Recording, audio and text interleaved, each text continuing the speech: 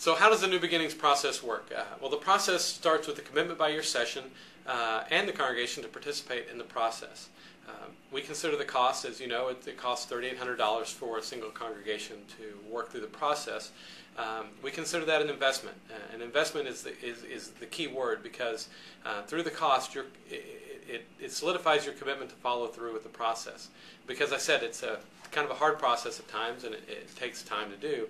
And so the fact that you are making not only an emotional and time investment, you're also making a financial investment, helps us to coordinate that real strongly together, so that we know you'll follow through with the process. So once you've made a decision to do the process, we will set up a day for myself or one of our assessors, probably me, to come out and do the assessment. It's a 6-hour assessment that happens one day. Prior to the assessment, we'll need some information from your congregation. We will need information on all the participants. If anybody has participated 4 times a year or more in the life of the congregation, we will want that information. And we want information from people 0 to 100 as individuals, to get a good, clear demographic view of who has been participating in the life of your church and how that compares to the demographics of your community and the demographics of the country at large. We will also be looking for a detailed budget, because one of the things that we do is a detailed financial analysis of where your money is and what resources you have to do ministry. We'll also be looking for a church calendar from the last year. One of the pieces to the report, as you'll see as you get through this process, will be to analyze where the church is spending its time. One of the most valuable resources the church has are its members, and the time that the members have to do ministry. And so one of the things that we look at is where we are utilizing those members' time, whether it's in direct mission to people, or whether it's in administration and committees, or whether it's in direct spiritual development, and try to get a sense of where the life of the church really is being served and being used.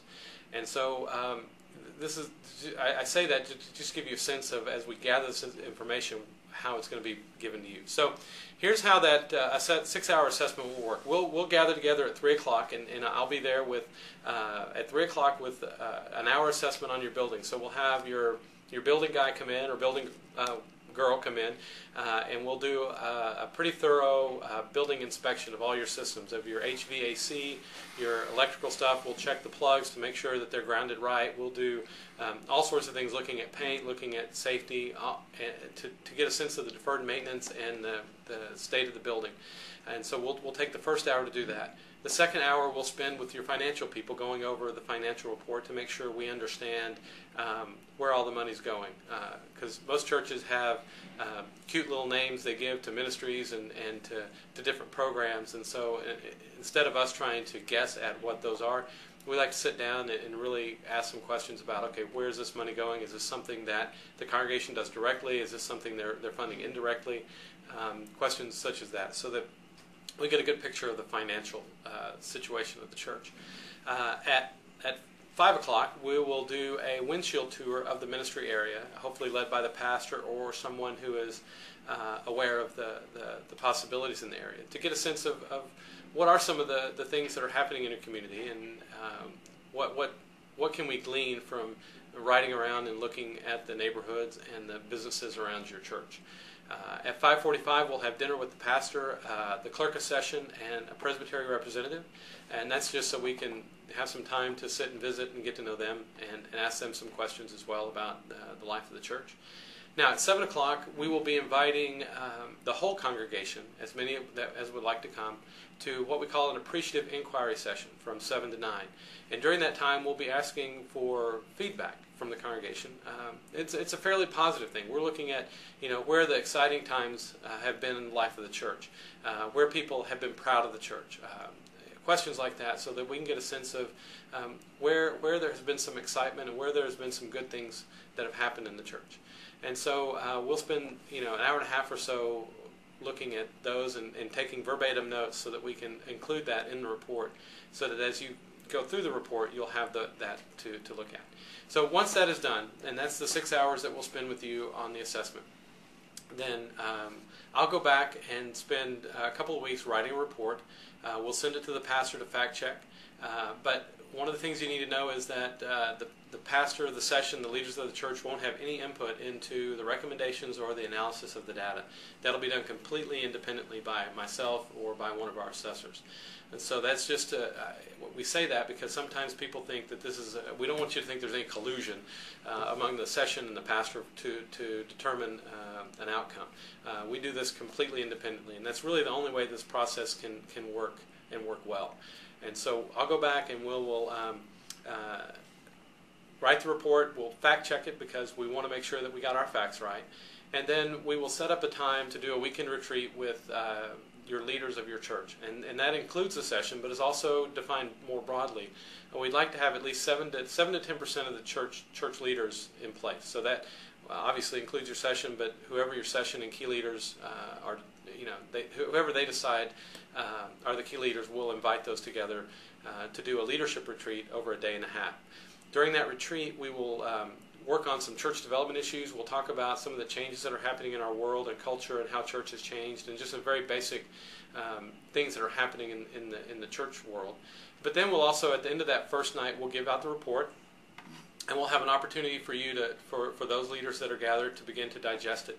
We'll gather back on Saturday where we will go through the report in depth and talk about how to interpret and what the numbers mean and really exactly what the report is saying to the congregation. Now, once that's done, we give a small group manual to the leaders that were there, and we ask them to go back and engage a minimum of 50% of the congregation in a 6-week small group process. And that's where the real work begins, because the real work of this is to engage the congregation with the ministry conditions that are present in your church, and then to begin to allow the Holy Spirit to work through those meetings and work through those times to help the congregation envision a new beginning and a new way of being and a new ministry. So this is not something that just the session does. This is a process that's designed to engage as much of the congregation as possible, at least half, if not all, if possible. And so that 6-week process is very well defined. Your leaders will be the small group leaders, and however your church determines the best way to work through those sessions, then we'll work with that. So then after the 6 weeks, you've had a chance to wrestle with the information in the report.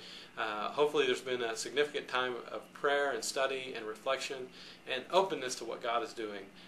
And by the end of that, your session and your congregation should be ready to see things emerge and begin to ask the real hard question of, okay, what is God calling us to do? And so by the end of that, we're going to be asking you to make a decision. So the question will be, so what are you going to do? And we'll be coming back to you at that time and having meetings to firm up what it is and what the direction that the congregation will be doing. So that's essentially the process. And once you get that decision, then it's going to be incumbent upon our office and your presbytery and your congregation to determine the best path forward. But this will get you to the point of understanding your context really well and knowing what to do.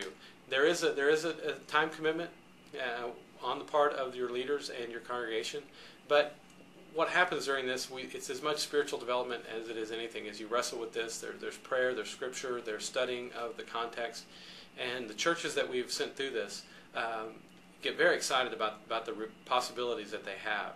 And more often than not, what happens is that what they end up doing, they never would have expected they could make a decision to do. And that's due not to our process. It's not due to the information or the quality of the assessment or the assessors. It really is due to the reality of placing ourselves in a spot dependent on God and asking ourselves the real hard question, God, what are you up to in our community? And being willing to go where God is calling you to go. And often that is not a place that we ever expected we would be.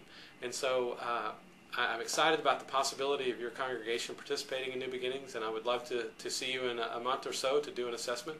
And if you have any other questions, please feel free to give me a call. Thank you very much.